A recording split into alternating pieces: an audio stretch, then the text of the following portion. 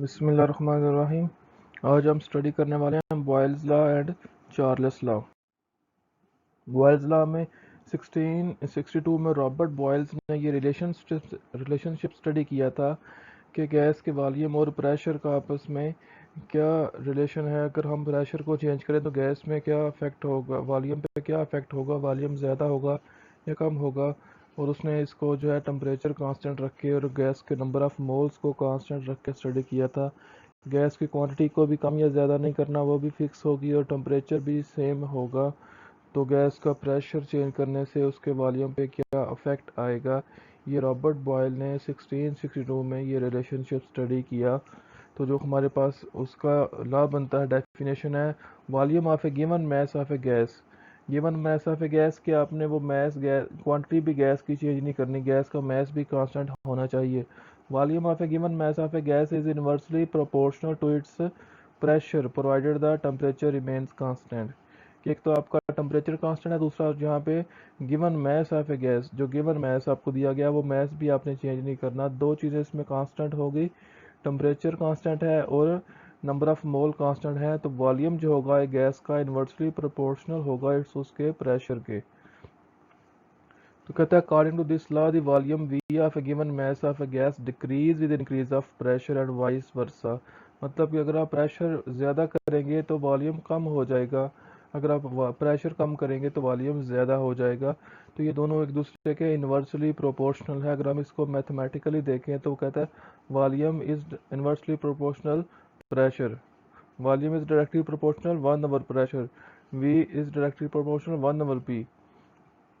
तो अगर हम प्रोपोर्शनैलिटी का साइन ख़त्म करें तो हम यहाँ पे कांस्टेंट लेके आएंगे v is equal to k/p। तो p इस तरफ चला जाएगा, जाकर उधर मल्टीप्लाई हो गया, P V is equal to K, यानी कि P V is equal to K mean constant. ये देखें उसको ग्राफिकली फिगर में कि ये आपके पास एक सिलेंडर में गैस फिल है, उसके ऊपर ये मूवेबल पिस्टन है। मूवेबल पिस्टन मीन कैसा ढक्कन है जो ऊपर नीचे मूव कर सकता है। तो इसमें देखें प्रेशर कम है तो वॉल्यूम ज़्यादा है। अब इसके ऊपर हम प्रेशर ज़्यादा कर देंगे तो गैस के मॉलिक्यूल की इंटर मॉलिक्यूलर जो डिस्टेंस है वो कम हो जाएगा, मॉलिक्यूल करीब करीब आ जाएंगे तो वॉल्यूम कम हो गया। यहाँ पे प्रेशर कम था, वॉल्यूम ज़्यादा था, यहाँ पे प्रेशर ज़्यादा किया, वॉल्यूम कम हो गया। इसका मतलब है कि एक पैरामीटर हम ज़्यादा करेंगे दूसरा कम हो जाएगा। तो इन दोनों का आपस में इन्वर्स रिलेशन है। तो यही बॉयल्स ने कहा था कि volume of a given mass of a gas is inversely proportional to its pressure. कि एक गैस का जो वॉल्यूम होता है वो उसके प्रेशर के इन्वर्सली प्रोपोर्शनल होता है। वॉल्यूम ज़्यादा है तो प्रेशर कम है, प्रेशर ज़्यादा है तो वॉल्यूम कम है।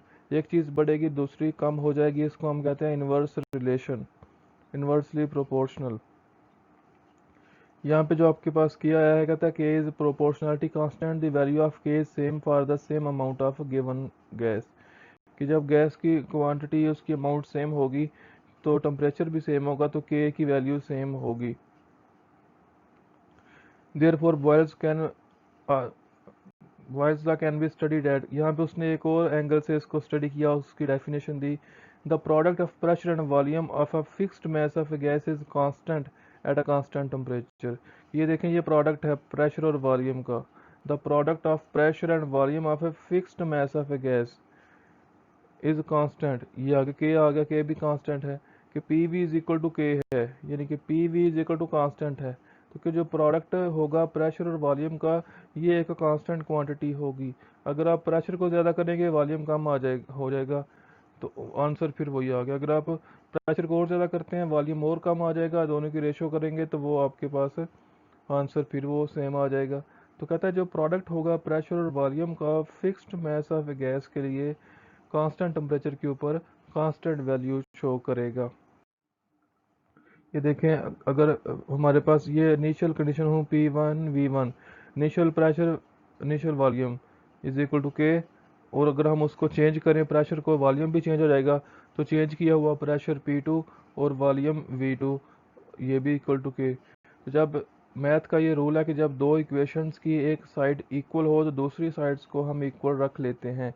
तो इस दोनों तरफ एक के लिखा हुआ है, के कांस्टेंट है, सेम है, same given mass of gas के लिए। तो जब राइट साइड इनकी सेम है तो लेफ्ट साइड को हम इक्वल कर लेते हैं, तो ये हमारे पास आ गया P1V1 is equal to P2V2। अब इसको हम एक्सपेरिमेंटली वेरीफाई करते हैं कि क्या वाकई जैसा बॉयल्स कहता है वैसा ही रिलेशन है प्रेशर और वॉल्यूम का एक गिवन अमाउंट ऑफ गैस के लिए। जब हम टेम्परेचर को कांस्टेंट रखेंगे तो ये आपके पास 4 सिलेंडर हैं, इनमें टेम्परेचर कांस्टेंट है, टेम्परेचर चारों का सेम है। इसके ऊपर 2 atm प्रेशर है, 1 dm³ इसका वॉल्यूम है। अब 2 atm प्रेशर से हम डबल कर देते हैं 4 atm प्रेशर हम इसका बढ़ाएंगे तो वॉल्यूम इसका 1 dm³ से 0.5 dm³ हो जाएगा, यानी कि जितना हमने टेम्परेचर डबल किया तो वॉल्यूम उसका हाफ सॉरी प्रेशर हमने डबल किया वॉल्यूम उसका हाफ हो गया। इस तरफ 4 atm से हम 6 करेंगे तो ये उससे कम हो जाएगा वॉल्यूम, उस अगर हम 8 करेंगे तो उस हिसाब से उसका वॉल्यूम कम हो जाएगा। अब देखें जो ऊपर आपका फार्मूला है P1V1 is equal to K, इसके ऊपर हम वैल्यू पुट करते हैं P1V1 is equal to K, P2V2 is equal to K, P3V3 P4V4। P1V1 में पुट करें 2 और 1 तो ये मल्टीप्लाई 1 2 आ गया 2 atm पर dm³। अब P2V2 की करें 4 और 0.5 को, इनका भी 2 आएगा, थर्ड का भी 2, फोर्थ का भी 2। तो इस तरह जब आपने एक पैरामीटर ज़्यादा किया दूसरा उसी के हिसाब से कम हो गया तो उनकी रेशो वही रही और आंसर उनका सेम था। जो सेकंड डेफिनेशन थी बॉयल्स लॉ की कि प्रेशर और वॉल्यूम का जो प्रोडक्ट होता है गिवन मैस ऑफ गैस के लिए कांस्टेंट टेम्परेचर के ऊपर कांस्टेंट वैल्यू शो करता है। ये देखें हम उसको एक एग्जांपल से सॉल्व करते हैं।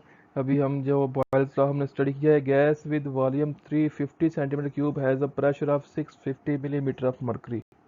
हमें क्या दिया हुआ है, V1 दिया हुआ है और P1 दिया हुआ है कि V1 हमारे पास है 350 सेंटीमीटर क्यूब और P1 है 650 millimeter of mercury. If its pressure is reduced to 325 millimeter of mercury, calculate what will be its new volume।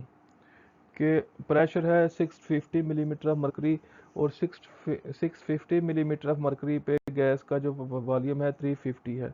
अगर हम प्रेशर कम करके 650 से 325 कर देते हैं तो वॉल्यूम कितना होगा, ज़्यादा वॉल्यूम 350 से ज़्यादा होगा और वो हम देखते हैं कितना होगा। और इसी तरह P1V1 P2V2 का फार्मूला लगाएं और उसमें हमने V2 फाइंड करना है। V2 इस साइड पे रखें, P2 इसके नीचे आके डिवाइड हो जाएगा, वैल्यू पुट करें तो 700 सेंटीमीटर क्यूब। अगर आप प्रेशर 650 से कम करके 325 कर देते हैं तो हमने कहा इन दोनों का आपस में इन्वर्स रिलेशन है, तो प्रेशर कम करेंगे तो वॉल्यूम बढ़ जाएगा। तो पहले वॉल्यूम था 350, अब हो गया 700। दस volume of gas is doubled by reducing its pressure to half. जब हमने उसका प्रेशर हाफ कर दिया तो वॉल्यूम उसका डबल हो गया। ये आपके पास नेक्स्ट एग्जांपल है, इसको आपने देखना है कि ये इसमें क्या कह रहा है। हमारे पास है चार्ल्स लॉ। चार्ल्स लॉ में कहता है the relationship between volume and temperature keeping the pressure constant was also studied. कि बॉयल्स लॉ ने क्या किया था, टेम्परेचर को कांस्टेंट रख के प्रेशर और वॉल्यूम का रिलेशनशिप स्टडी किया था। चार्ल्स लॉ ने प्रेशर को कांस्टेंट रखा तो टेम्परेचर और वॉल्यूम का रिलेशन स्टडी किया कि टेम्परेचर को कम या ज़्यादा करेंगे तो गैस के वॉल्यूम के ऊपर क्या इफेक्ट होगा। French scientist J Charles in 1787 presented his law that states that the volume of a given mass of a gas, given mass of a given mass of gas का मतलब है कि जो हमें गैस दी गई है वो गैस आपने कम या ज़्यादा नहीं करनी, यानी कि नंबर ऑफ़ दो चीज़ें कांस्टेंट होती हैं, एक नंबर ऑफ़ मोल का कांस्टेंट है, दूसरा प्रेशर कांस्टेंट है। बॉयल्स लॉ में हमने एक नंबर ऑफ़ मोल को कांस्टेंट किया, दूसरा टेम्परेचर को कांस्टेंट किया। The volume of a given mass of a gas is directly proportional to the absolute temperature if the pressure is kept constant. कि अगर हम प्रेशर को कांस्टेंट रखें तो जो गैस का वॉल्यूम होगा वो उसके एब्सोल्यूट टेम्परेचर के डायरेक्टली प्रोपोर्शनल होगा। यानी कि अगर हम गैस का टेम्परेचर ज़्यादा करते हैं तो वॉल्यूम ज़्यादा उसका हो जाएगा, वॉल्यूम में इंक्रीज़ आ जाएगी, क्योंकि जब हम गैस को हीट करते हैं तो प्रेशर आपने कांस्टेंट रखना है तो गैस के मालिक्यूल की काइनेटिक एनर्जी बढ़ेगी, तो वो जो ऊपर पिस्टन लगा हुआ है उस पिस्टन को जाके हिट करेंगे, वो ऊपर को उठेगा तो गैस पहले से ज़्यादा जगह ऑक्यूपाई करेगी, वॉल्यूम ज़्यादा हो जाएगा अगर आप उसको हीट देते हैं, उसका टेम्परेचर हाई करते हैं तो। मैथमेटिकली किस तरह होगा, V is directly proportional to T, कि अगर आप टेम्परेचर बढ़ाते हैं तो वॉल्यूम बढ़ेगा, टेम्परेचर कम करते हैं तो वॉल्यूम कम होगा। तो इसको कहते हैं V directly proportional to T। अगर हम प्रोपोर्शनलिटी का साइन ख़त्म करते हैं तो V is equal to K T, तो T नीचे आ जाएगा, V over T is equal to K. यहाँ पे भी जो K है प्रोपोर्शनलिटी कांस्टेंट है, अगर आप टेम्परेचर इसका इंक्रीज करते हैं तो इसका वॉल्यूम भी इंक्रीज कर जाएगा जब प्रेशर कांस्टेंट रखा होगा।